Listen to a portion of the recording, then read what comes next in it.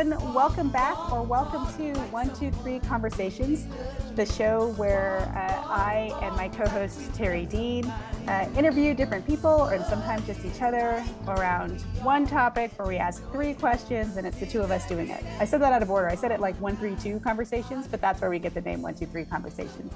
So for those of you who don't know, I'm Candace Thomas, an intuitive coach, which is just a fancy pants way of saying I teach people how to use their intuition on purpose to create results they want to see in their lives. And Terry Dean, who is sometimes over here, depending on how we're recording it, and sometimes she's over here. So which of the ways, Terry Dean is beside me. And she's also an entrepreneur, and she's got over 30 years in sales and marketing and a whole bunch of other stuff. She's a master connector, I like to say. And we are so fortunate and so blessed. We're kind of geeking out over here with our guest today, who is Giovanna Rossi, who I believe is down below on all of our screens. Hey, Giovanna. Hi, everyone. Giovanna's like a legend if you're out here in New Mexico, right? But in case you don't know about Giovanna, she is a leadership coach and consultant, and is the president of her own company, which is called Collective Action Strategies LLC. And she's got over 21 years of experience in public health, social justice. And in addition to all of that, she has her own show. She's producer and host of the Wellwoman Show on NPR, National Public Radio, which is amazing. She's the founder of the Family Friendly Business Award and creator of the Wellwoman Life Transformation Framework, which also has a Wellwoman Academy, which we're going to get into today. And again, if you know Giovanna, this is just like, that bio is just scratching the surface. That's not even a fraction of what she does for our community, the way that she connects with so many entrepreneurs and leaders across the board. And me personally, Giovanna is amazing. So Giovanna, welcome. Thank you so much for being here and being on our show, and having patience as we like totally fawn and geek out over you. I'm so sure. I love you both. Thank you so much for having me on. Right on. So we talked a little bit about, before we went live or recorded, just about your work now with Wellwoman Academy. And I know that that's a group that is all about helping women in a variety of ways, but especially in leadership, to get out of burnout and support them. Can you talk to us a little bit about the thing that caught my attention was when you said, oh, we're really supporting burnout right now. So I just was curious about what are the signs that women are burning out that they might not realize that they are. Because I've been talking to a lot of women entrepreneurs and creatives who feel all this pressure right now to do more things as we come out of the pandemic, but it also feels like they're burnt out and don't know it. So I just wondered if you could speak about like, what are some signs or symptoms of burnout that women might be facing right now? Yeah, thank you so much. I'm so excited to be here with both of you. It's going to be so fun, and I appreciate the opportunity, and I'm so excited for you both. Congratulations on your show. Thank you, Candace, for that question. You know, it's interesting. A lot of women for sure know they're in burnout, and they're just like, I need help. Like there are different stages of awareness, right? And then there's like women who are like, there's something wrong and I don't know what it is, and nobody can help me, and I'm just hitting a wall everywhere, and I'm not sleeping, and I'm not happy at work, and my kids are annoying, and like just nothing is in flow. Right. And when that happens, you know, there's usually a point where women I work with have some awareness around that. So, I mean, for me personally, and for a lot of women that I've worked with, we can be in complete like denial for a long time, right? Like, oh, I'm just on the hamster wheel and I'm going. And, you know, and it usually takes some kind of health crisis, some kind of relationship crisis or financial crisis to wake up to what's happening. And, you know, so what I try to do is support women before they have one of those massive crash and burns, right? Before something really terrible happens. So trying to get ahead of it. And some of the signs really are like the very sort of usual things that we hear women complain about, which is like, I can't sleep, and my body is hurting, and like just it manifests in all these different ways. And so burnout is a really big bucket, right? It's like a really, it sort of encompasses a lot of things. But interestingly, more women than not are in some kind of burnout because we are always pushing to meet other people's expectations, to meet our own expectations, to care for everybody else in our lives. And when we generate a whole lot of energy around what we're doing in our lives, and we don't have the supports to be resilient and strong and healthy, when those two things happen at the same time, then that's when the crash and burn happens. Right. And it's tough because we're in this culture that doesn't allow us to slow down. I know a lot of folks who have, and I in the past have had very demanding jobs that I've held where you don't have the opportunity to even stop and catch your breath, let alone recognize that there might be something bigger happening. Yeah, and it's gotten to it went to the point with me where I was like, oh no, it was like the little pebbles being tossed at the head. Then there was like a bigger rock, and then a brick, and then a boulder, and I'm like, Yeah, make some right. changes. This is no longer working. But how fantastic that you have set yourself up and set your organization up to be a support system for women before they get to that point. And I think with enough conversation around this, there will probably be people listening today that go, oh my God, she's talking about me. It's like she's talking straight to me right now. And maybe just allowing people to catch their breath and step in to try to learn more about self-care, even something as simple as getting a good night's rest.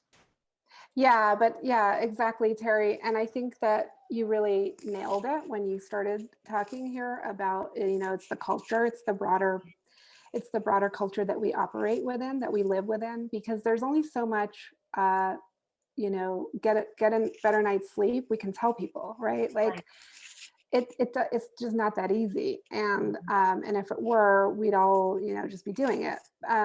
But we live within these structures and systems that work to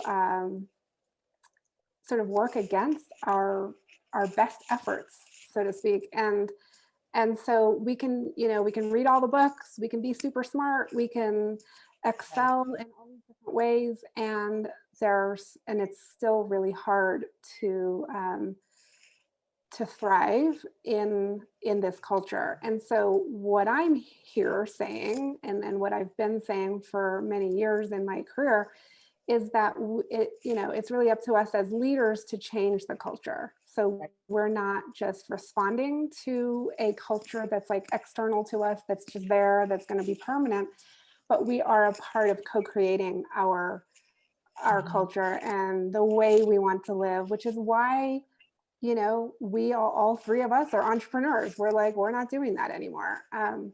And if you want, I can tell like a little story about how that, is personal for me.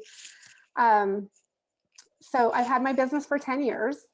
And when I didn't have, like before I started my business, I had a high pressure job with the governor of our state.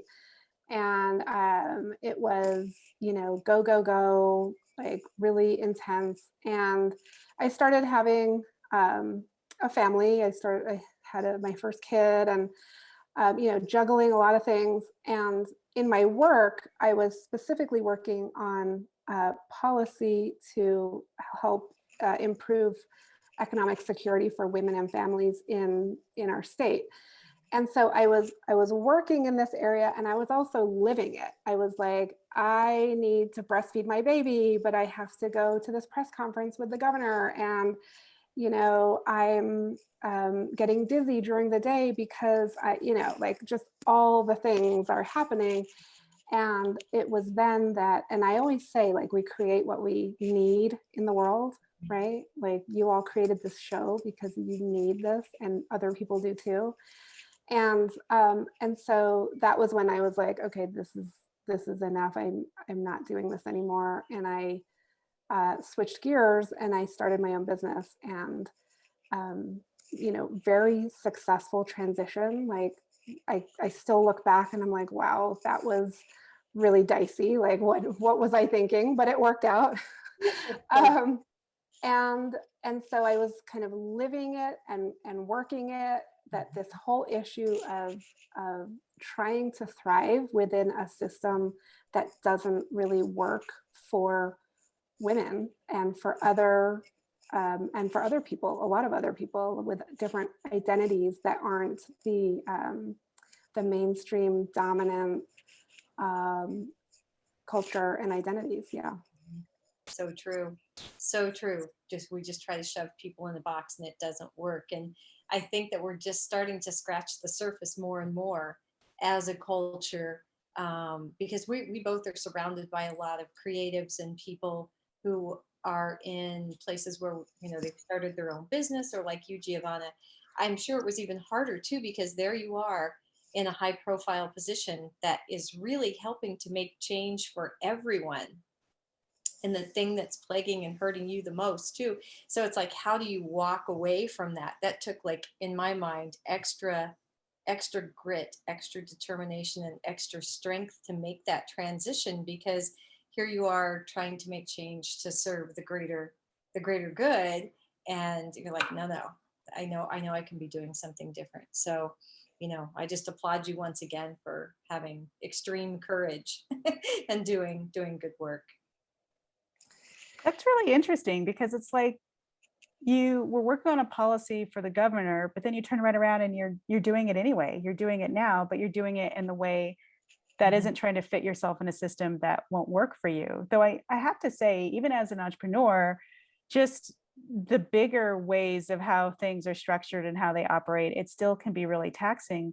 And I'm curious, is what can leaders start doing for their employees or for themselves to make some changes? Like, what are some powerful changes that can make a difference to make it easier for themselves and for other people? Yeah, great question, Candace. And you know, I actually created an organization to address that. It's called Family Friendly New Mexico, and we support businesses to adopt and implement workplace policies that really support people to thrive at work, but also at home. And there are very specific things that employers can do for their employees, and it doesn't need to cost a lot of money. So, I mean, I think that's the biggest thing that we've had to really work with businesses on is, especially the mid to smaller businesses. A lot of the larger companies can do things like paid leave and flexible scheduling, and different economic supports that we talk about. But it's the mid and the smaller businesses that are like, how am I supposed to do this, you know, without going under? And so we really focus on those folks, and giving them tools and information about how, you know, what they can do. And you can really start small. And what we do is we start where you are. So if you have 5 employees, if you have 10 employees, if you have 50, that's still, you know, considered fairly small. We'll work with you, you know, and meet you where you are, and figure out like what you can be doing. We have all kinds of resources on the website about that. Businesses, over 300 businesses, I think, at this point in New Mexico have applied and gone through our program to be awarded a family-friendly business award, which is to say that they have certain number of policies in place, whether it's something to do with paid leave or flexible scheduling, telecommuting. Of course, now everybody is doing work from home. And it's so funny. It's like before it was like, oh, we can't do that. You know, that would really that would Right. really be impossible. And then when they have to do it, they figure it out Right.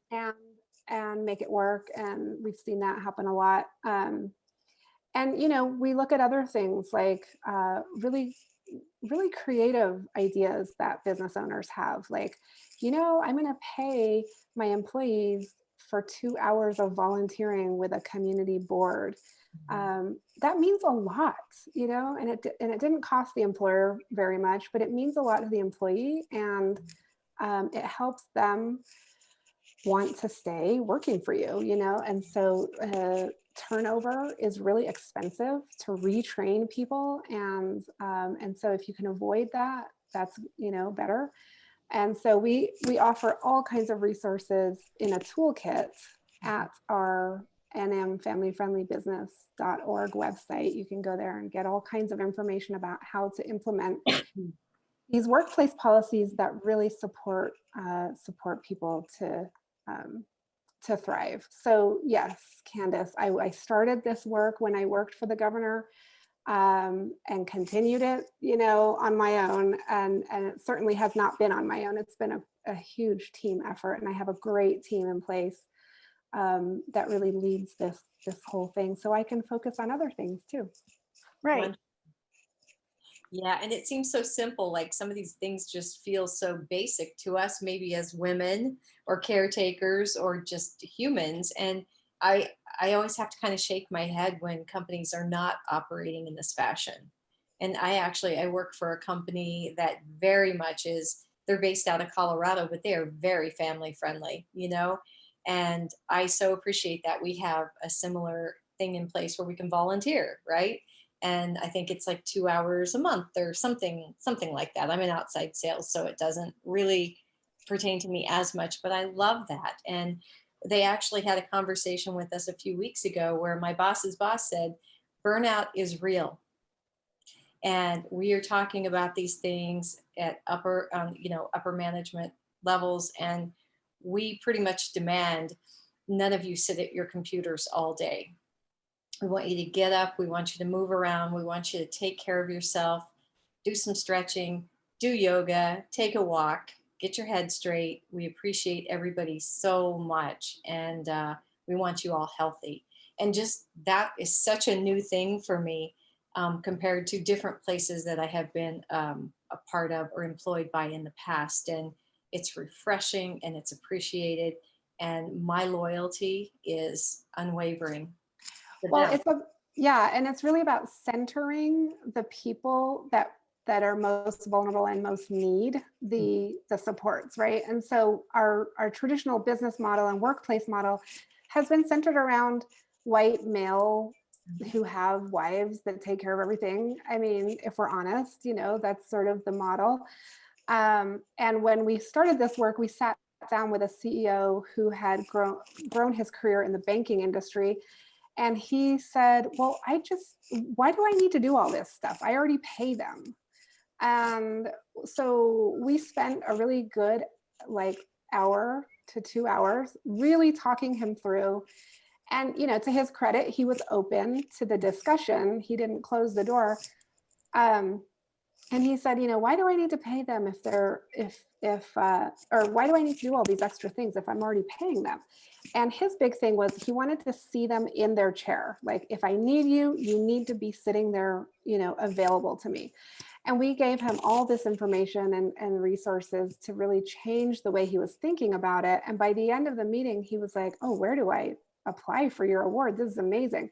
And we just basically demonstrated and showed him how to center the needs of other people, right? Like, and we used his daughter as an example. We were like, you know, your daughter is a professional and she's having children, and here's her situation, here are her needs. And so, you know, at a very basic level, it's about, can we be compassionate? Can we see things from other perspectives? And can we step out of the paradigm that we have been socialized to accept? And can we change it from within? Can we change it from without? Can we do both? Those are the questions. I'm banking on yes, yes, and yes. I mean, yeah, all things, but it's an uphill battle, you know. It's so funny because I've been in conversations with people who have said that verbatim out of their mouth, several different people who are like, why? I pay them and they expect someone just because you're giving them a paycheck to almost worship and then get offended if the person's like, hey, I need to leave because this Yeah. doesn't support me, doesn't support my values. So and what I'm also hearing is folks in New Mexico is I don't know if your award is out of our state, if how far it reaches, but if they've got a family friendly business award, maybe you should work for that company instead, is all I'm saying. Like you might just check to see who's got that certification. Yeah, exactly. I mean, that's absolutely part of it. We publish all the names of the companies on the website so that when people are looking for a job, they can look to see which companies are family friendly. And a lot of our companies use the logo and their award. They use it on their materials when they're recruiting, when they're hiring, because it really helps them. So yeah, absolutely. And this award for New Mexico is just for New Mexico, although we do license it to other states. There's one in Florida now, and we're talking to some other states about it. So other states are, doing it too. I love that. That's amazing. And I'm also curious about what both of you, Terry and you, Giovanna, said about those people, especially women who you're in burnout, but at the same time, you might be feeling like, I can't do anything about it. I don't have time to self-care. If I take a day off, that's it. And I know a lot of people are in very real situations like that right now, where it's like, I still have to sacrifice. This isn't ideal, but until my body literally breaks down, I've got to get out there and grind and hustle or work it in this way. How do you support women in those situations? What do you say to them? Well, I mean, the first thing really is I like to think about it as integrating rather than like work really hard and then take a vacation, or work really hard and then take a day off. I mean, taking days off and vacations are awesome, and I'm a big supporter of that. But I really want women and leaders to integrate self-compassion and self-love, which is, it's people have a hard time with that terminology sometimes, because it's like, well, what do I do exactly? And that's what we help you with in our academy. But to really turn the compassion you have for your friends inward and be really kind to yourself. And that can happen all day long, right? That doesn't have to just happen on the weekend. It doesn't just have to happen on your day off or on your vacation. And so I also just want to say that self-care is ongoing. It is integrated into your life. It's not just going and getting a manicure and being like, okay, I did my self-care. It really needs to be integrated. And it's also about some other kinds of behaviors and decisions that you can make in your life during your day. You don't have to wait until a special time that you've set aside, for your bubble bath. You can actually do things all day long to set boundaries. And setting boundaries is a whole big topic, but when you start setting boundaries and you start being comfortable with saying no and saying, thank you for asking me, I'm not able to do that right now, or I don't want to do that right now. When you start claiming your time and your power, you free up a lot of energy and a lot of time to do the things that you want to do and to help that burnout. So those are two things I would say. It's just like integrate your self-care, don't make it separate, and then the other that I just mentioned. So Right. And just those micro breaks throughout the day, or the mini breaks throughout the day, if you are at your desk, more hours than not, make sure you get up and take 5 or 10 minutes. When I was in another corporate environment, it was very stressful. I would sneak away from my cubicle and go to the 3rd floor, and I would lay down and I would do a guided meditation for 15 minutes, and I'd get back up and go, back down. And I was like, okay, I'm reset.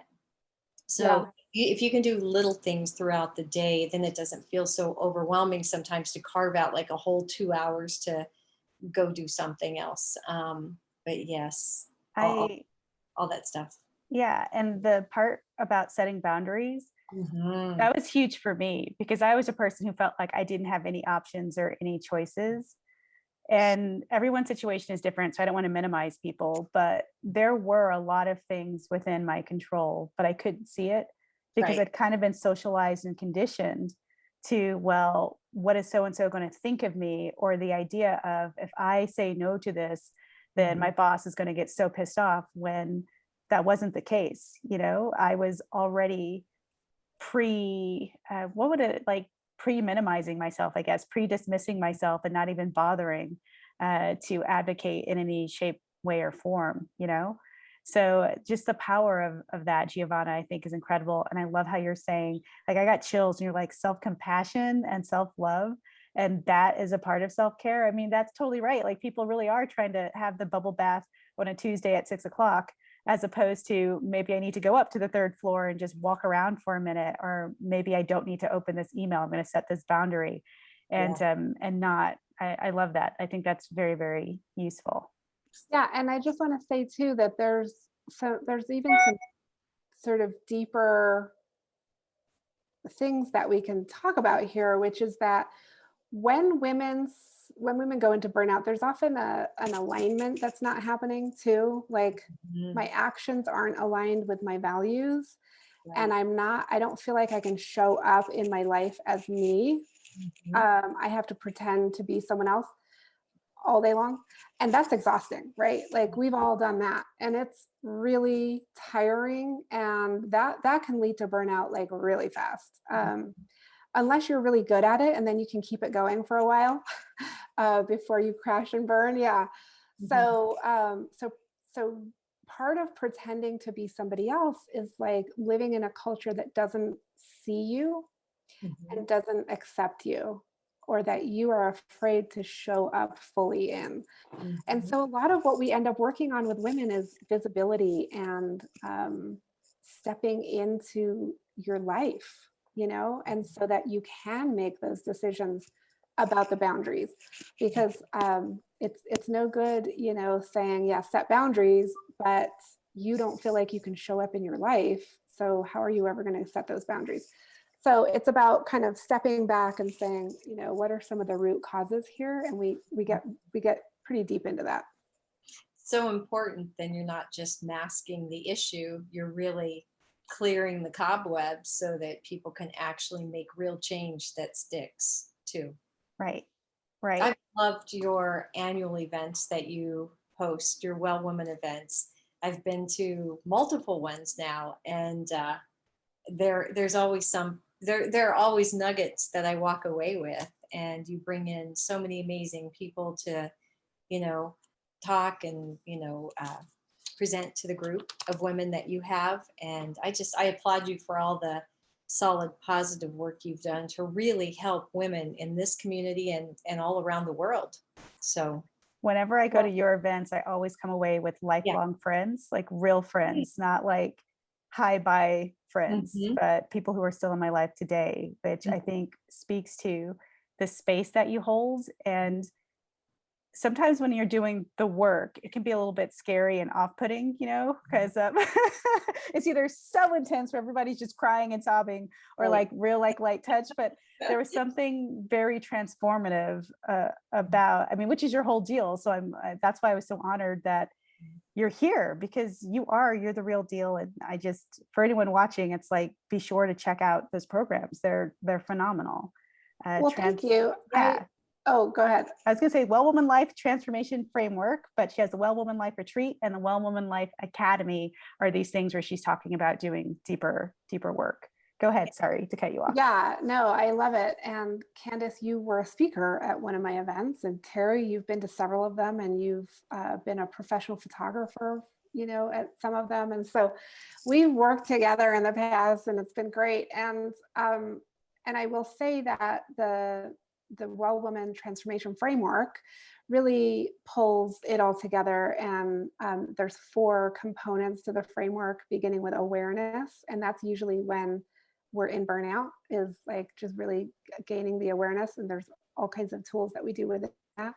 And then we move on to intuition, and then aligned action, and then flow. And so usually the guests at the retreat, or the speakers at the retreat, and then the guests on my show are usually talking about one or other of those kinds of areas, because that's what pulls it all together.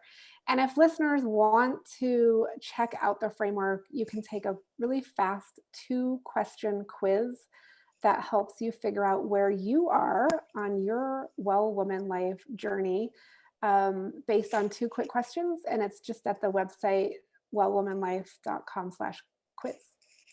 And I have a question for you, Giovanna. You always are amazing at helping people pull out their superpower. And I would love to know, I know, kind of, sort of, but a lot of people may not know, what do you feel your superpower is? Well, I love that you're asking me that question. I always ask my guests this question on the show too. And what I always say is, what did you discover that your superpower is, but you had it all the time? Like, it wasn't it's not new, right?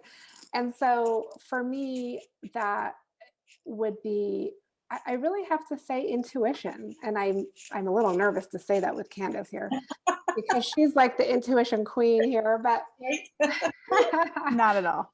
but it is one of those things that I'm like, you know what?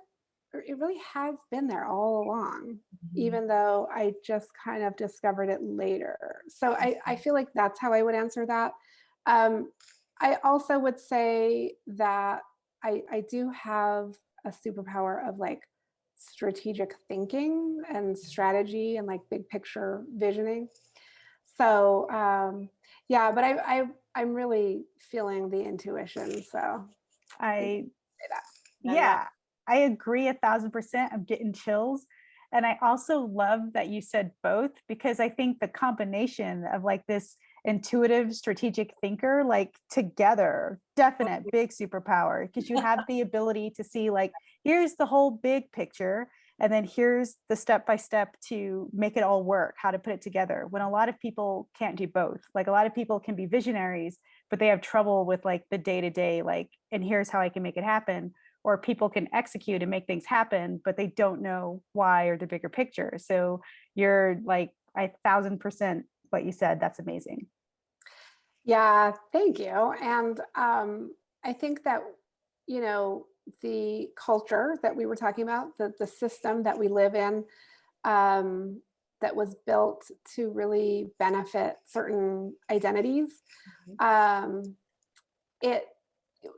some of us have done very well with that system, right? Like we've navigated that linear strategic, like, getting a good education, doing well in our career, being able to do all of that stuff. That's actually benefited some of us quite a bit. And it's also, while we can excel at it, it's also crushing us. And we're trying to, and this is what where many, like all of the women that I work with fall into this category of like, yeah, I've done pretty well with this system, yet I really don't like this system, and it's not actually benefiting me. And I'm going to have some kind of, health crisis or financial crisis or relationship crisis because of it. And so it's really seeing how they work together, but also recognizing that it actually has benefited us in some ways. And so like, not trashing the whole thing, but like taking what works and then adding to it, right?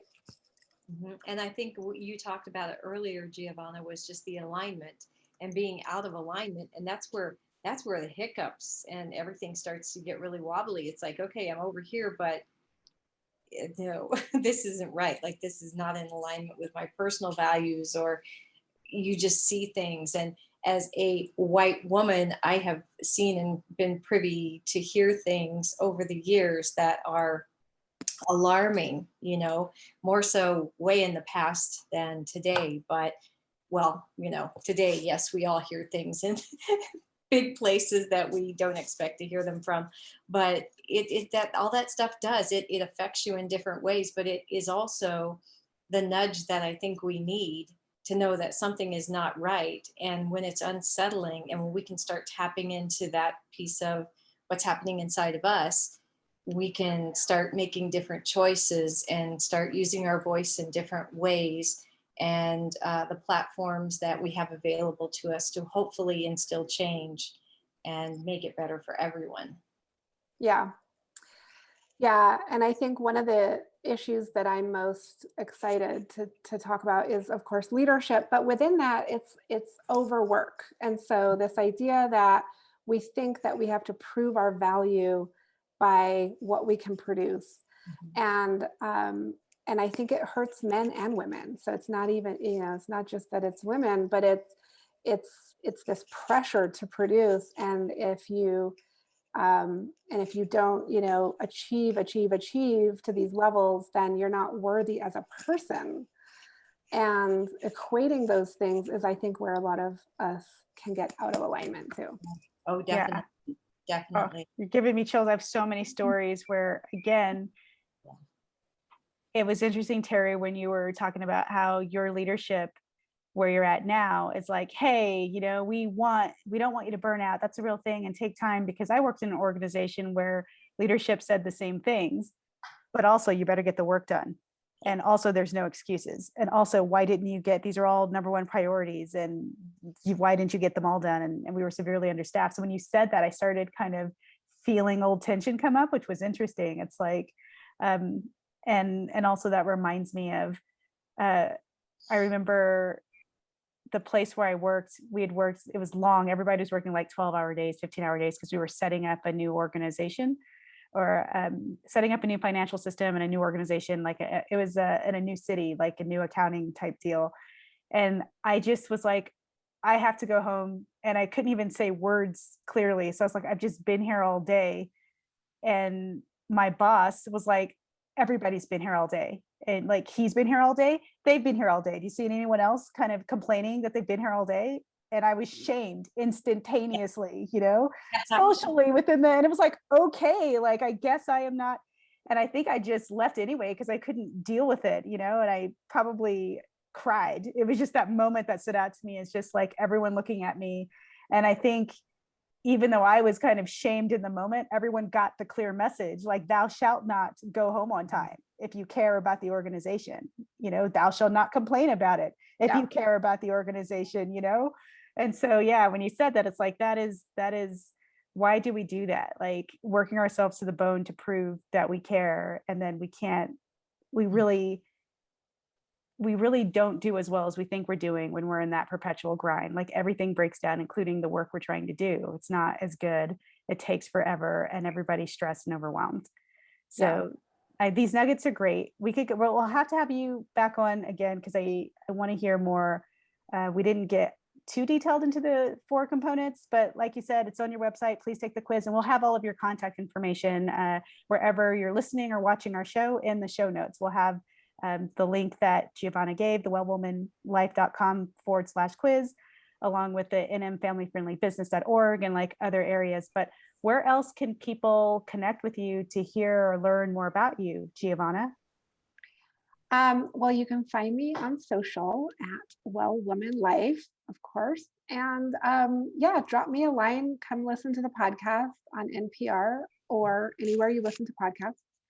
I'd love to hear from you. And I just want you to know, if you're listening and you're in burnout, you're in anxiety, you're a leader that's second guessing yourselves, you're overworked, you're overcaring, all of the things, the Wellwoman community is holding space for you, and we welcome you. And that is the truth. I've been in the spaces, and it's safe, and it's wonderful, and a good place to be. Right on. So how can people find you, Terry? LinkedIn is probably the easiest. First name Terry, Terri, last name Dean, Dean. and on any of the Fem City website things as well. What about you, Candace? Instagram, Candace Intuitive. Also doing a lot on Clubhouse at the moment. I'm doing usually a class every week where we get into intuitive exercises. And on Clubhouse, I'm at Candace Thomas, CandicetHomas. So, and you can follow me and then you'll get a notification of when my rooms go live.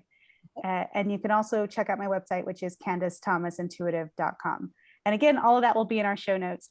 Thank you so much, Giovanna, for being here. Thank you everyone for watching. Please like this video if you got something from this. I know you did. Subscribe to our channel to see more of our amazing guests, and we'll see you soon. Bye. Bye. Thank you. 1, 2, 3, 4.